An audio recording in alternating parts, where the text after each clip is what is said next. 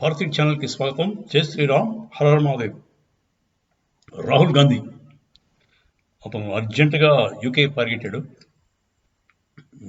Cambridge యూనివర్సిటీలో lecture ఏదో ఉందని చెప్పి ఆయన దానికి అటెండ్ అవ్వడానికి వెళ్తున్నాడని చెప్పాడు. కాకపోతే కేంబ్రిడ్జ్ యూనివర్సిటీ వాళ్ళు వాళ్ళ వెబ్సైట్లో మొత్తం వాళ్ళ ఫ్యూచర్ ప్రోగ్రామ్స్ అన్నీ కూడా అనౌన్స్ చేస్తారు. దాంట్లో ఈ రోజుల్లో ఎక్కడ రాహుల్ గాంధీ గారి పేరు లేదు, ఆయన్ని మాట్లాడమని పిలవలేదు. సో అదొక్క అబద్ధం. మరి ఆబ్వియస్లీ అబద్ధం చెప్పి యూకే వెళ్ళాడు. ఎందుకు వెళ్ళాడు అంటే అతనికి ఆల్రెడీ పెళ్ళయిందో లేకపోతే గర్ల్ ఫ్రెండ్ ఉందో, పిల్లలు కూడా ఉన్నారంటారు. సరే, ఉండదు, తప్పేం లేదు. కాకపోతే అది దాచవలసిన పని ఉంది. మోదీ గారు పెళ్ళని వదిలేశాడని చెప్పి గోల్గొలాడతారు కదా. ఆయన అన్ని వదిలినట్టు చెప్పాడు కదా, నువ్వెందుకు చేస్తున్నావు అంటే ఆ అమ్మాయి పాకిస్తానీ ఐఎస్ఐ దానికి పనిషా అయిండొచ్చు. That could be the only reason why he's hiding it. ఆయన అలా దాచడానికి కారణం ఆ పాకిస్తాన్ తాలూకు డీప్ స్టేట్ మనిషేమో అన్నాడు. ఎందుకంటే Pakistan is only neighbouring country but not an enemy అని కాంగ్రెస్ వాళ్ళు ఓపెన్గా అంటున్నారు కదా. పాకిస్తాన్ ఎనిమీ కాదు, మన మన మన మన మన పక్కన పొరుగు మనిషి, పొరుగు దేశం అంతే తప్ప అది శత్రు దేశం కాదు. ఓన్లీ బీజేపీకి శత్రువులు. బీజేపీ ఈ ఒక్కటికే దేశం మీద మన భారతదేశం ఓనర్షిప్. మిగతా కాంగ్రెస్కి భారతదేశంతో సంబంధం లేదండి. వాడు చైనాతో ఎంఓఈ చేస్తాడు, పాకిస్తాన్ తోటి ఏమో రిక్వెస్ట్లు పెట్టుకుంటాడు మోదీ గవర్నమెంట్ పడగొట్టమని. మణిశంకర్ అయ్యారు పాకిస్తాన్ దగ్గరికి వెళ్ళి 2019లో మీరు సహాయం చేస్తే మేము గెలిచేస్తాం అంటే వాడు ప్రజల్లోంచి ఓట్లు వేసుకునే దమ్ము లేదు, నువ్వు బయట నుంచి సహాయం కావాల్సి వచ్చింది. ఇప్పుడు అదే పరిస్థితి అండి. ఇప్పుడు రాహుల్ గాంధీ కూడా బయటకు వెళ్ళడానికి కారణం అదే. వాడు వెళ్ళి ఎవరికి గడిచాడండి? శృతి కపిల ఆవిడెవరు? జార్జ్ సోరస్ తాలూకు ఓపెన్ సొసైటీ ఫౌండేషన్లో వైస్ ప్రెసిడెంట్. ఆవిడతో కలవాల్సిన పని ఉందండి. జార్జ్ సోరస్ ఓపెన్గా చెప్తున్నాడు, నేను $1 బిలియన్ ఖర్చు పెడతాను, మోదీ గవర్నమెంట్ దించుతాను. అలాంటి వాడితో వీడు వెళ్ళి అలాంటి వాళ్ళ మనిషి vice president of that George Soros foundation. So వీడు వెళ్ళి బయటికి శామ్ పిత్రోడా వాడు అక్కడ వాడే జార్జ్ సోరస్ వాడు. సో ఏంటి అంటే వీడు సొంతంగా ఇక్కడ ఓట్లు వేయించుకుని నేను గెలవలేను నిర్ధారించుకుని బయట నుంచి సపోర్ట్ కోసం వెళ్తున్నాడు. అంటే వాళ్ళు ఏం చేస్తారు? వాళ్ళు విధ్వంసం సృష్టిస్తారు. వాళ్ళు ఒక civil war kind of situation తీసుకొచ్చిస్తారు, డబ్బులు ఇచ్చి ఏదో చేసి. అప్పుడు అది అడ్వాంటేజ్ తీసుకుని మనవాడు ఏదో మరి అప్పుడైనా ఎలా గెలుస్తాడు? సివిల్ వార్ని మోదీ గారు అణగదొక్కలేకపోయి చేతులు ఎత్తేసి బాబు రాహుల్ గాంధీ నువ్వేనో రక్షించు అంటే అప్పుడు వెళ్తాడా? అంత లేదు కదా మన దగ్గర. మోదీ అంత అసమర్థుడు కాదు, ఇతను అంత మేధావి కాదు. సో మరి ఏంటి, what is the game plan? ఆయన ఎప్పుడు బయటికి వెళ్ళినా ఇండియాలో ఏదో రైలు యాక్సిడెంట్, ఏదో విధ్వంసం జరుగుతుంది, మేజర్ యాక్సిడెంట్ జరుగుతాయి. అదేమిటో మరి విచిత్రం. తర్వాత ఇతను ఎలాంటి వాడు ఈ మనిషి, అది కూడా మనం తెలుసుకోవాలి కదండి. సరే, ఇప్పుడు అతని క్యారెక్టర్ ఎలాంటిది అన్నది మనం తెలుసుకోవాల్సిన అవసరం ఎంతైనా ఉంది. ఎందుకంటే మోదీ గారిని ఏమన్నారు?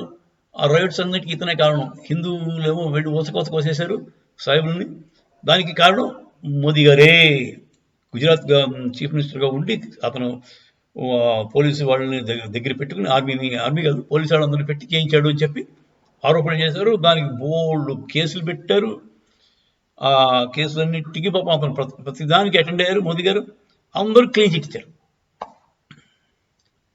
కోర్టులన్నీ కూడా క్లీన్ చిట్ ఇచ్చారు, మోదీకి ఏ తప్పలేదని. అది కరెక్ట్ పద్ధతి. ఇప్పుడు మనవాడు ఎలా అంటాడు? 2001లో అమెరికన్ బోస్టన్ ఏరియాలో ఎయిర్పోర్ట్లో, అమెరికా ఎయిర్పోర్ట్లో డ్రగ్స్తో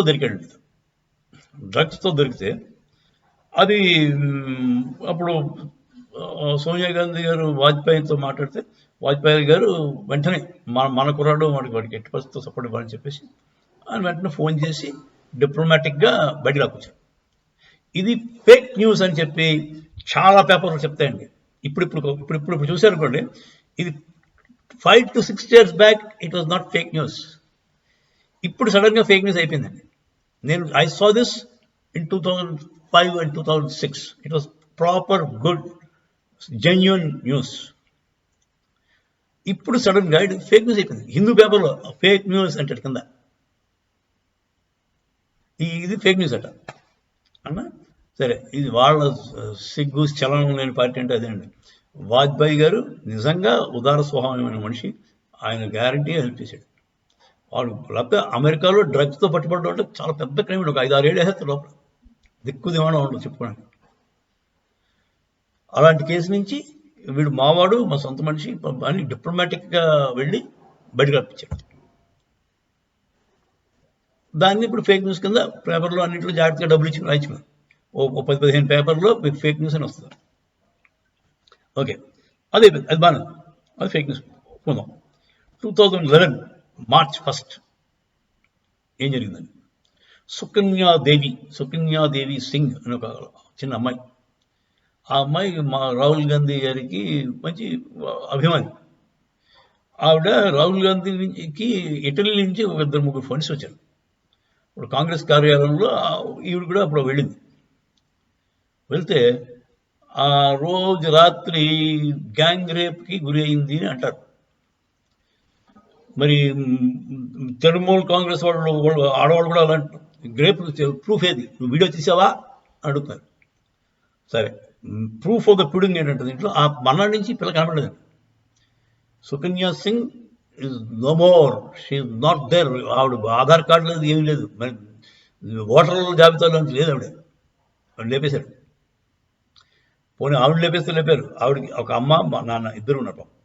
ఒక్కతే కూతురు. ముగ్గురు కనపడతారు. ముగ్గురు పరారీ బయట పారిపోయి చంపేసి ఉంటారు. ఆబ్వియస్లీ చంపేయడం is the best way of eliminating. వాళ్ళు పోయారు. తర్వాత ఒక రిపోర్టర్ అండి,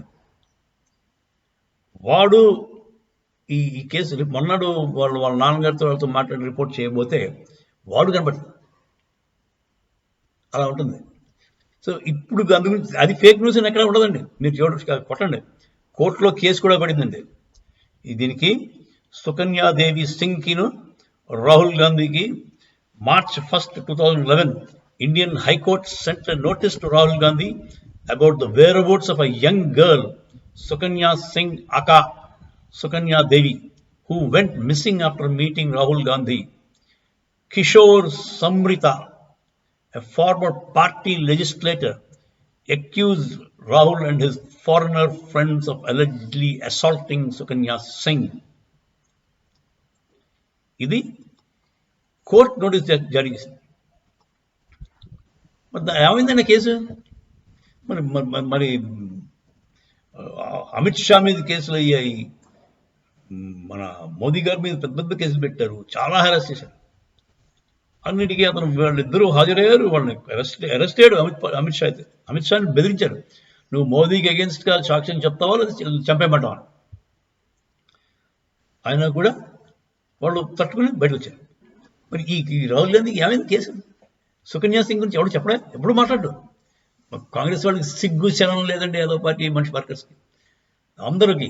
ఏ కాంగ్రెస్ పార్టీ వాడికైనా సిగ్గు లేని వాడు అంటే నేను అంటాను. మీ లీడరు ఒక అమ్మాయిని రేప్ చేసి వాళ్ళ ఫ్యామిలీ మొత్తం చంపేసి గ్యాంగ్ రేప్ చేస్తే రేప్ చేయకుండా ఉంటే ఎందుకు చెప్పారంటే ఆవిడ? ఇప్పుడు నిజంగా రాహుల్ గాంధీ అమాయకుడు, వాడికి ఏమీ తెలియదు బాబు. అలా అయినప్పుడు ఆ పిల్లల్ని బయటపెట్టి ఆవిడే అబద్ధం చెప్తుంది.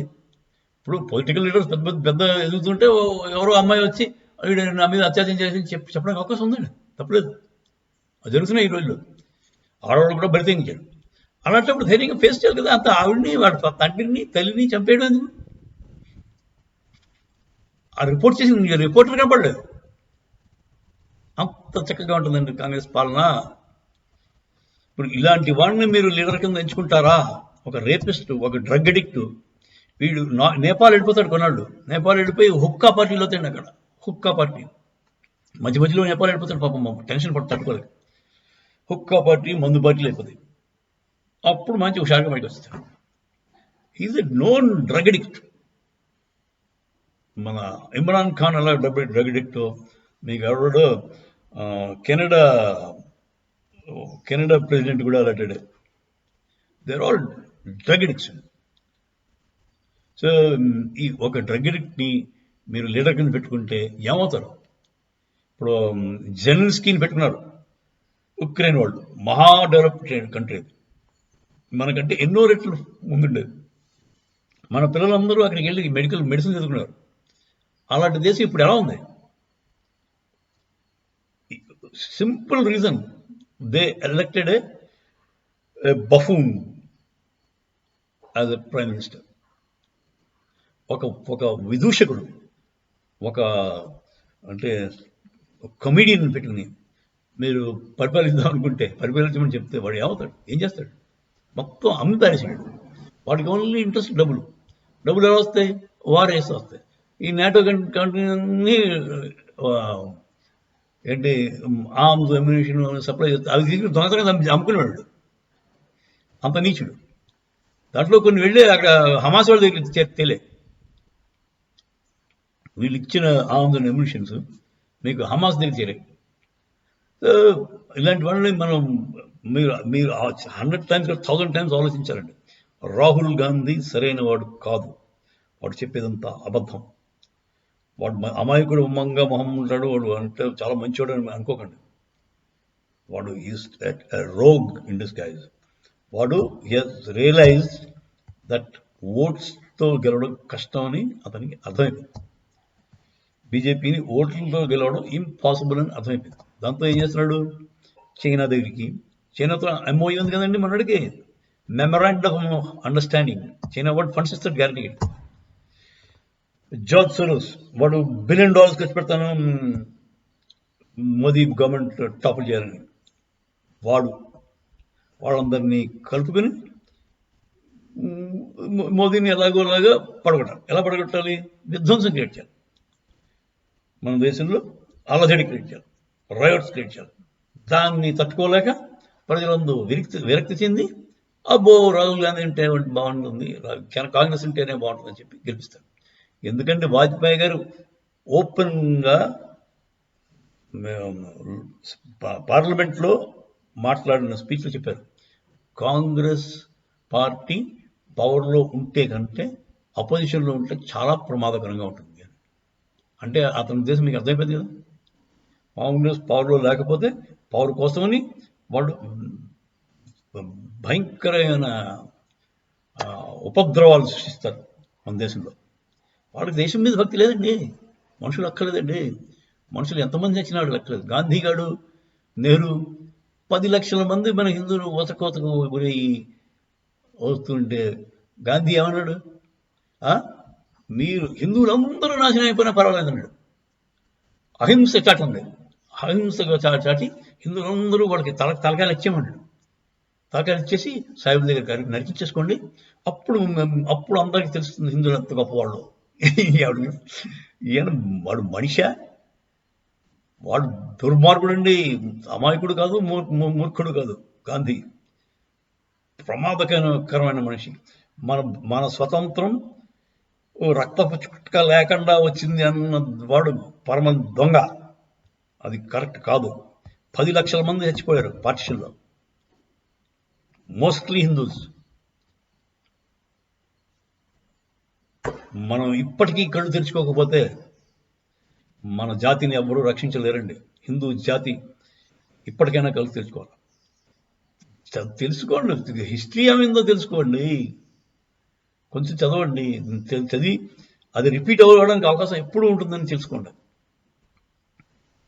అంతేగాని అప్పుడు ఏమైంది ఇప్పుడు అవలే అనుకుంటే చాలా ప్రమాదం. అవుతుంది, ఇప్పటికీ అవుతుంది.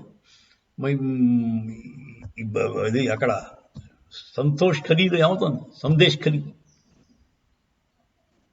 తిరగబడినాడు, చంపేస్తాడు.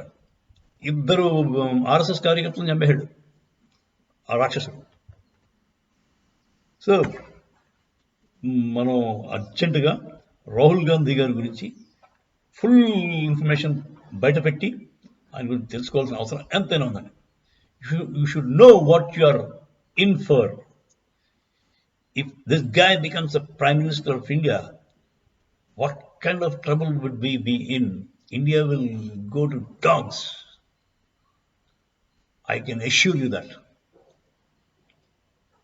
So, మీరు చాలా అప్రమత్తంగా జాగ్రత్తగా ఉండవలసిన అవసరం ఎంతైనా ఉంది. బీజేపీ అంటే మాకు ఇష్టం, మీరు ఏదో అందుకోసం చెప్తాను అనుకోకండి స్వామి. బీజేపీ కాదు ఇక్కడ issue, Congress is issue. Congress ఎంత భయంకరమైన పార్టీ అంటే అది అత్యవసరంగా దాన్ని తీసుకెళ్లి ఇట్లీ పంపించవలసిన అవసరం ఎంతైనా ఉందండి. బీజేపీ మంచిదా కాదా, వాళ్ళు తప్పు చేయలేదా, ఇలాంటివన్నీ నేను ఏం మాట్లాడలేదు. లీడర్ మోదీ గారు మంచి అని కూడా నేను అన్నాను. వీళ్ళు చాలా ప్రమాదకరమైన మనుషులు. ఎవరు? కాంగ్రెస్ లీడర్స్. మన్మోహన్ సింగ్ ఏం చేశాడండి అతను? వాడు చిదంబరం ఎంత నీచుడాడు.